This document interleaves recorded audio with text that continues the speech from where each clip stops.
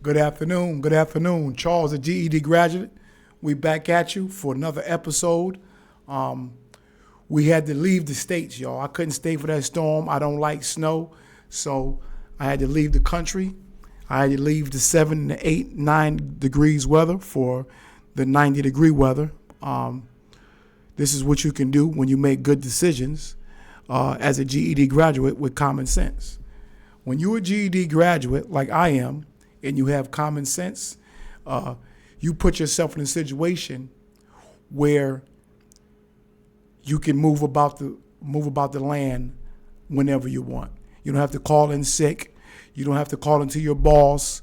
You can move the way you want to move. Nothing wrong with the job, and I had plenty of jobs, but I leveled up from those jobs. I use those jobs as leverage to get where I'm at now. Let's put it like that, okay? So the GED graduate, as you know, I have information and knowledge on a vast amount of topics, Today, we're going to start with the state of Minnesota, particularly the city of Minneapolis, where the government is investigating over there. ICE is over there. They found out there's a lot of fraud going over there, so I'm kind of upset about that because those are my tax dollars that's getting spent over there. They're getting fraudulently used over there in Minnesota. It's waste. So, but I want to talk about two particular things over there in Minneapolis. First one is the young lady, that basically got herself killed by disobeying the officer's order. Simple as that. There's nothing wrong with protesting. But when you're following ICE around, and then when they give you an order, any officer, I don't care who it is, police officer, TSA, an airport officer, federal agent, anybody give you an order as an officer, you must obey the order. If it's illegal, take it up in court. So once they tell you to stop the car, get out the car, you don't drive off. You don't drive off. Whether you brushed him against his leg or whatever, that's a car. You hit him, believe me. So you put yourself in that position, and it's sad that you left your kids out here like this over nothing. Over nothing. You're actually protesting for an illegal immigrant that's not even supposed to be in this country. You lost your life over an illegal immigrant who don't care about you, who never will know you, who would never visit your gravesite. Never. So I don't understand. I don't understand what you're doing. I understand it, and we're going to talk about that today. The second thing, now you got a male. Not for nothing, both of these people are white. The lady was white that got herself done off. And now the second guy, the white apologist. This guy showed up to protest with a loaded weapon and extra clips. So what do you come and protest federal agents, and you know they're armed, and you come armed, and you're trying to reach for their weapon. Let's back it up. Why are you coming to a peaceful protest armed? And again, why you can't sit your ass in the house and protest? Protest online. You put your life in danger. 51. I'm 55. So you got a 51-year-old man that goes out into the street of Minneapolis and gets himself offed, all because he wants to protest over an illegal immigrant. Make no doubt about it. If somebody came into our country illegally, they are illegally over here. They broke the law. So what are you protesting? That's the laws of the land. If you don't like the laws of the land, you need to pick the right officials that make those laws. You don't do it by going to get yourself offed with a loaded gun. So these two people actually got themselves in a graveyard. And guess what? Not one Not one. Nada. Not one illegal immigrant is going to go to their funeral. Not one illegal immigrant is going to go to their gravesite. And not one illegal immigrant is going to remember your name. Not by next month, nobody would know who you are, especially illegal immigrants. Especially illegal immigrants. Do you see illegal immigrants out there marching? Do you see them out there protesting? Do you see Somalis protesting? Do you? Or do you see them online? You don't see them in the street, you see them online. That's where you need to be at, dummy. But it's neither here nor there. I don't wish for nobody to end their life. I don't wish for nobody to be broke. I don't wish that on nobody. But in this instance, these people actually just committed suicide. And in all actuality, that's what they did. They committed suicide, both of them. So that takes me to my second topic of today. When you have common sense, like the GED, like Charles, the GED graduate, when you have common sense, like I do, there's no way in hell that, one, I'm going to protest over an illegal migrant. Two, I'm not going to obey officers' demands. Three, I'm certainly not going nowhere with a loaded gun where ICE officials protesting. That means you don't have common sense. And you're probably a high school graduate, which you would just pass along. Not the 51-year-old, but probably the other lady. She probably got caught up in that wave where they were just passing children, no child left behind, because she don't have common sense. And neither did he. This guy, 51 years old, he had absolutely no common sense. No common sense. Boom, I'm done with Minneapolis, okay? One more thing with Minneapolis, man. All you white apologists, especially the liberal white woman, that's getting online talking about asking people, black people in particular, they keep asking black people to protest. For what? Ain't nobody ICE not knocking on my door. So why would I protest? Why would I protest? For what? Why would I protest for an illegal immigrant? ICE is not bothering me. The police is not bothering me. They're not bothering me. They're not bothering me. So all this crap about racism and all this stuff, stop it. Stop it. Stop it. I'm going to give you a little history lesson, but it should be a modern lesson, meaning you should use this same lesson today. For those black people who feel that racism still exists, okay? They feel that systematic racism still exists, okay? This is what I'm going to give. This is the advice I'm going to give you right now. If you go into an establishment, just say a restaurant, a bar, wherever you go, and you're patronizing this business, you're going as a patron.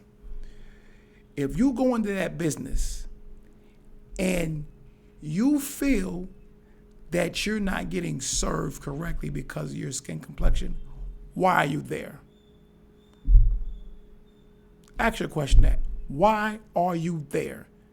If you feel, why would you patronize a restaurant, a club, anything, any establishment you go into? If you feel that your service is substandard to what you think everybody else is getting, why are you there? Go somewhere where you get the highest standard of service. That's what people with common sense do. They don't get online talking about, oh, they was racist. Shut up. So what they was racist? So what the waiter didn't like you? So what she was a white woman or a white man? So what? Guess what? You probably got more money than that person that was so-called racist. So what do you care? Why are you caring? Why do you care about a person that don't like you because of your skin complexion? Why? Most people that think like that are broke. They are poor. Because us rich people, we don't care about skin complexion. We don't care. We care about one color, green. That's it. That's it.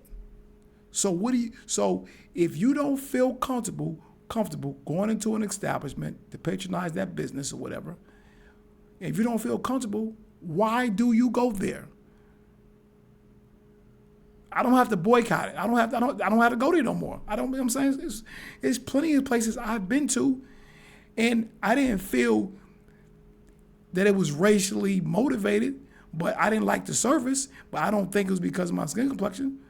I just think the waiter at that night was lazy. He's a piece of shit. So I said, okay, whoever the owner is, he'll figure it out after enough people don't go there no more. You know? Places like that, I'll go. If I don't get good service, I won't leave a tip. Okay? Yeah, then I won't come back, period, if I didn't feel welcome. Yeah, I don't have to get up mad, because why would I be mad that somebody disliked me because of my skin complexion? That means they broke. That means they're broke. If somebody dislikes you because of your skin complexion, they're broke. They're broke. They're poor. They're poor in their pockets and they're poor in their mind. If they're poor in their mind, they're poor in their pockets. So they're poor. So why would I waste any energy worrying about somebody don't like me because of my skin complexion? It's super stupid. Okay? So now, let's get that out the way. All right? The GED graduate, I'm going to give you some lessons on how to become successful. But you have to have two things first. Like I said, GED graduate, and you got to have common sense. To be honest with you, the number one thing is common sense. All right? To win in life,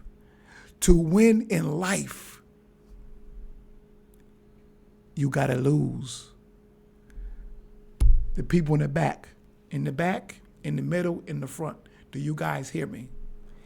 In order to win in life, you have to lose. Because when you lose, you learn how not to lose again. You learn how to win. But if you never lose, if you don't lose, you can't win. Nobody that's won in life, nobody that's gotten rich hasn't failed. There's not one person who became rich.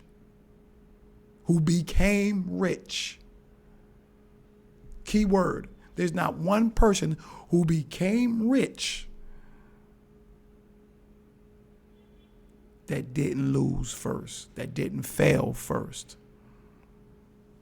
But most people, men and women all over the world, this is not for Americans. Most people give up right before they become successful. Soon as they go through a terrible time in their life, a terrible hurdle, they give up. Whether it's a test, whether it was at the job and they got hard at the job, and they give up. Not knowing that if they got past that test at that job, it was a big pay raise right around the corner. Not knowing if they started a business and they was doing bad the second and third year because they had a good first year, and then the second year they might have been bad. Not knowing they'd have stuck it out that third year, riches was right around the corner. So most people always give up right before they become successful. Always. I can tell you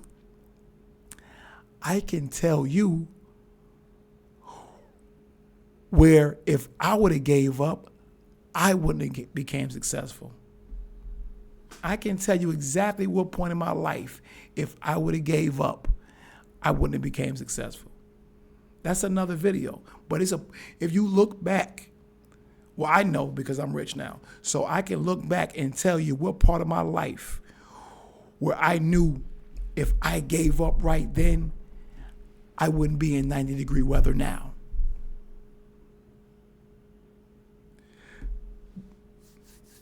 You know?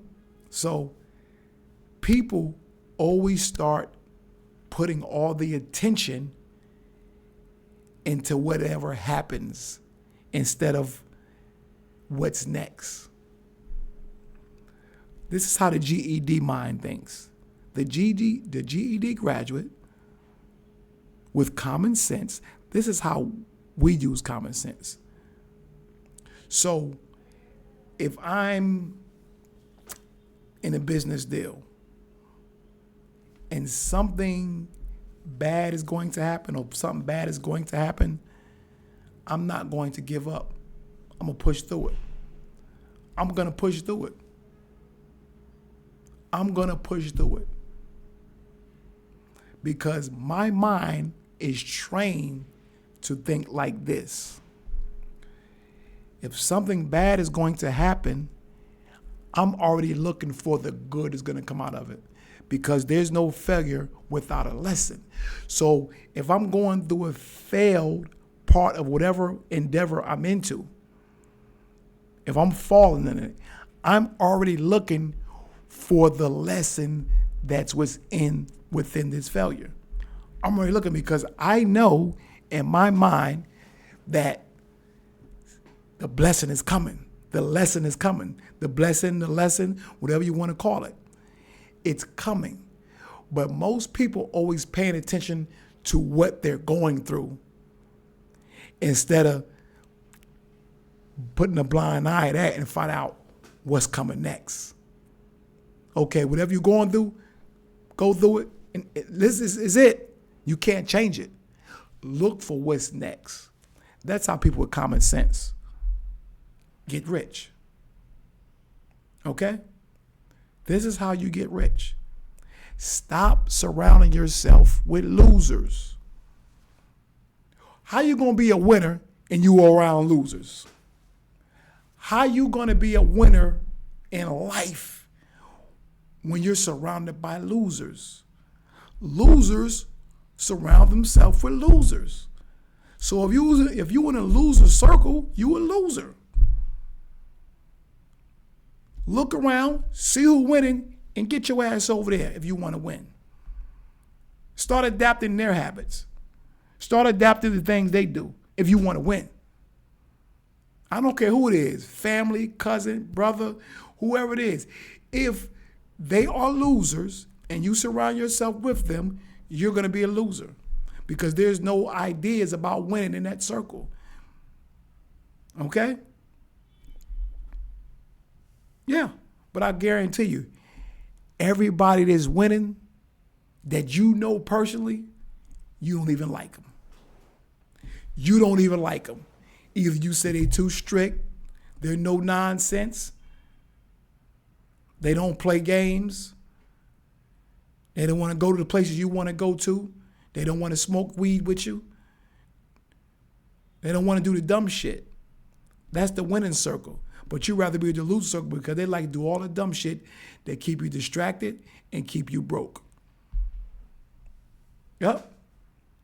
This country of the United States of America, it's filled with untapped riches.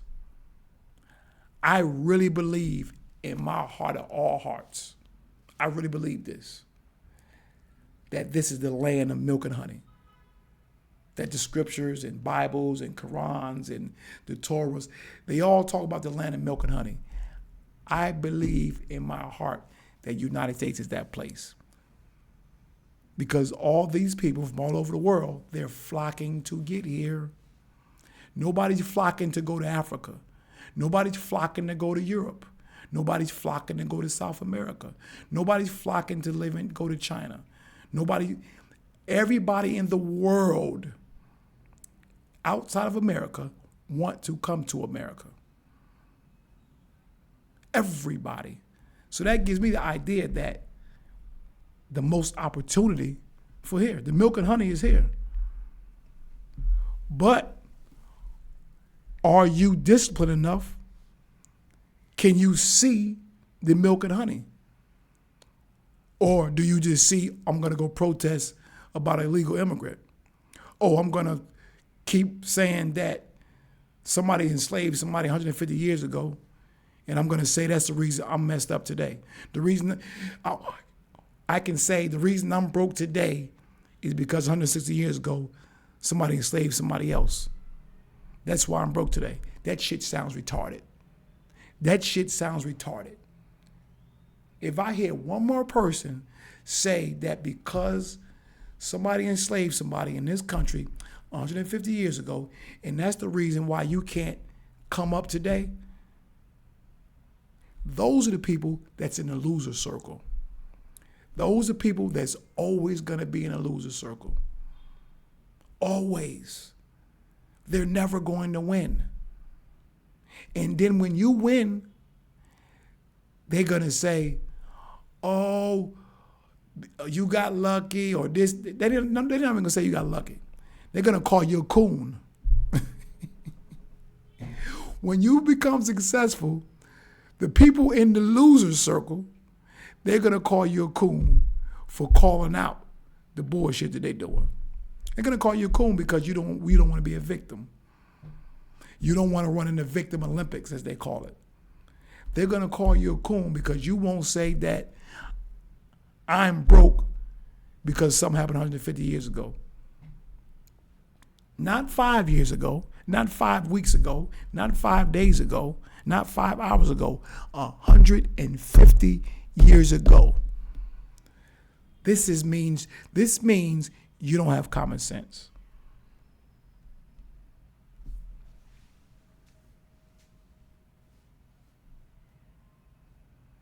I never gave up. I know that it's untapped riches in the United States. And guess what? This is a secret. You got untapped riches inside yourself that you don't even know exists. But you're so busy looking at Minneapolis, Trump derangement. You still looking at everything outside you, not knowing that you got untapped riches inside yourself and you can't even tap in because you're distracted. You're being goofy. You're distracted. You're being goofy.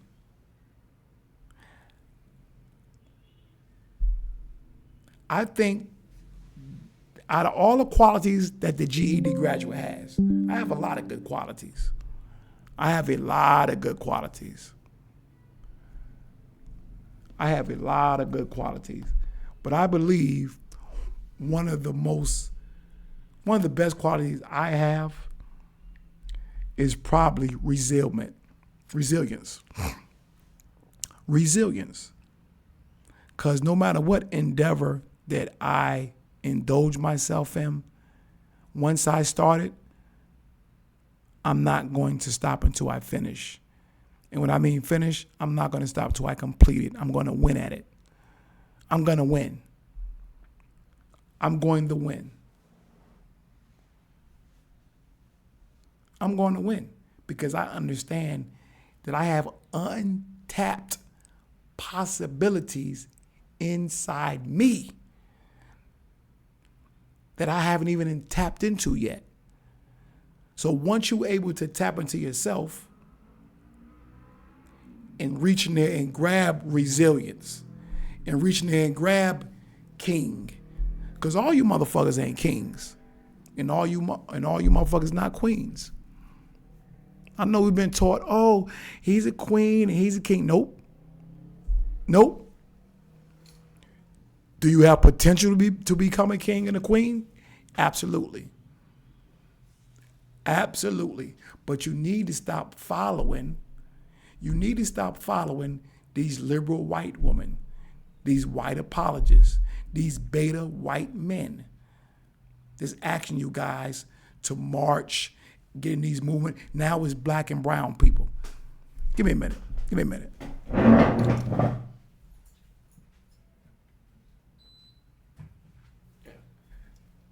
That's the next subject I'm gonna speak it. This black and brown stuff right here. Now, they didn't hijack. The liberals have hijacked the so-called black movement. Now they call it the black and brown movement. The brown people, you should, black people, not me, but you. Black people, you guys should be pissed off. Because listen what they're saying. They're saying black and brown people, meaning right there, they're letting you know, I'm not black. These are Africans saying this, South American countries, Mid-Eastern countries, all these countries. They're identifying as brown. So right there's distinction. They're saying, I'm not of you. The second thing, none of these brown motherfuckers' ancestors fought for shit. They didn't fight in the Revolutionary War. They didn't fight in the War of 1812. They didn't fight in the Spanish-American War. They didn't fight in the Mexican-American War. They didn't fight in World War I. They didn't fight in World War II. They didn't fight in the Korean War. They didn't fight in Vietnam like my father did. They didn't fight in Desert Storm. They didn't fight no wars. But they're going to ask you to come in and help them. They're gonna basically kidnap your movement and say, okay, the black and brown. But they ain't sacrifice shit. They ain't sacrificed damn thing. You had Malcolm X, you had Martin Luther King, you had W.B. Du Bois, you had J.A. Rogers, you had multiple people, Frederick Douglass, you had Harriet Tubman. You had all these people that was black that came before you, that paved the way for you to live the way you living now. Okay? Now, somebody else, then now, not only top of that, then you have some of your grandfathers and fathers like mine who fought for the freedom that we enjoy, we Americans enjoy in this country. Right? Yeah. Yes. But now you're telling me that you're going to let this name, black and brown people, you're going to let this movement, black and brown people, this stupid shit.